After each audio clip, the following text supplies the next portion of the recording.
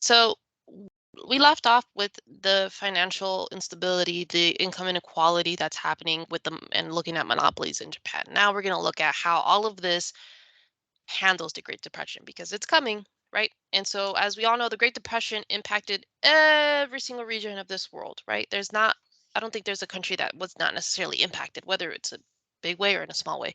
Japan was heavily impacted. So, Wall Street crashes in the United States in 1929. This had an impact in Japan. Their initial response was to attach their currency to gold, the gold standard, and reduce government spending. Um, but this made it worse, according to historians. You can see right there, this made it worse. Japan's exports fell by 6% between 1929 to 31. Unemployment rose to 1 million. Agricultural income slumps because there's a lack of demand, right? Whether it's internally in Japan because people can't afford it, or externally because, again, um, exports fell, right? To reverse this, Japan was like, okay, you know what? Let's take it off the gold standard. We're not doing that. Bad idea, right? This allowed their currency to float and not be at a fixed rate. Additionally, they abandoned their plan to reduce spending and began to spend more money and do the opposite of what they said. But rather than spending it on things that could help the people internally in Japan, they're like, you know what, military spending, let's go, right? So Japan had a shortage of raw materials and only people who had access to these raw materials were the rich, right? So Japan had been dependent on the British and the US for raw materials, zinc, tin, iron, cotton, scrap metal, oil, all these things, right? Because of this, Japan needed a new plan to gain access to raw materials without depending on the US for them. This led Japan to reassess their military position in the world and what they currently looked like. So additionally, Japan's population was growing fast and they needed living space and more access to food. When you get to Italy and when you get to Germany, you'll see that this is also something that they are driven by when it comes down to expansion, right? We'll get to that later. This is when Japan makes the decision to gain its own imperial market, right? In keeping up with Japan's goal of expansion, over 300,000 Japanese citizens began to expand in their new territories. Remember, the Korean Peninsula is where they start to expand to. The issue with having this imperial expansion was that Japan required lots of petroleum, copper, coal, iron, machinery in order to maintain the new Japanese military industrial complex and the new territory overall. So it kind of becomes a cycle. The more imperialistic you are, the more dependent on these raw materials you are. And because Japan doesn't have those raw materials on their island, they have to go out and grab those, which means, again, they have to be more imperialistic, which means their military has to grow. But if you want your military to grow, you got to get those materials. How are you going to get those materials? You're going to go overseas. So you can see how this is a cycle. You can see in this map, we haven't gotten to um, the late 1930s yet, or the 1940s, right? But we're going to get there and you're going to see what they're doing.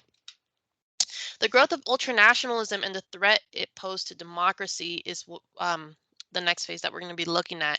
So during the next phase in Japanese politics, you had multiple prime ministers being forced to resign or were assassinated. Prime Minister Tanaka resigns after Emperor Showa forced him to because of the Manchurian incident. We're going to go over the Manchurian incident later. Prime Minister Hamaguchi was shot because he was seen responsible for signing the unpopular London Naval Treaty. He survived, but he's like, you know what, maybe I should quit because people don't seem to like me.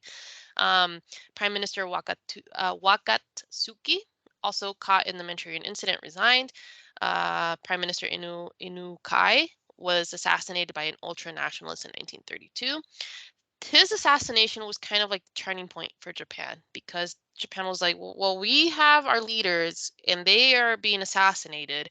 So clearly we got to do something to protect our government. So Japan is like, let's just go more militaristic, right? Let's just kind of amp up our military and have more military presence, right?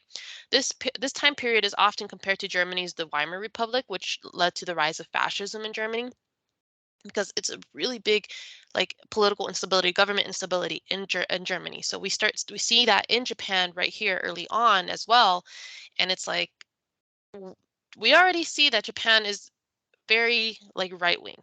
They're going to get even more right wing, as you can see, right? Additionally, left wing politicians and ideals were being shut out.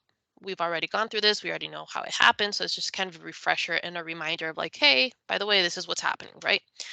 Um, I believe this is the last slide. Yes. So, intro to the Showa era. We're going to learn a little bit more about Showa later on, obviously. So, in 1926, Taisho dies. The prince and Prince Hirohito is now the emperor, known as Emperor Showa. He's going to remain the emperor from here on out for the rest of our chapters that we could go over when it comes down to Japan. Okay, he was a young man who was educated and believed in the myth of Japanese racial purity. So basically, saw like Japanese people as pure. Anybody who is outside of that, like all these other Asians, the Koreans, the Chinese, they're not pure. They're not good enough. They're not like us, right? And so he truly believed that, and he also believed that he did have divine province in his bloodline. He thought that all of these things about like who he was and his blood being so pure and like being divine was fact. Like this is like factual things, right? But yeah, this is it. Thank you.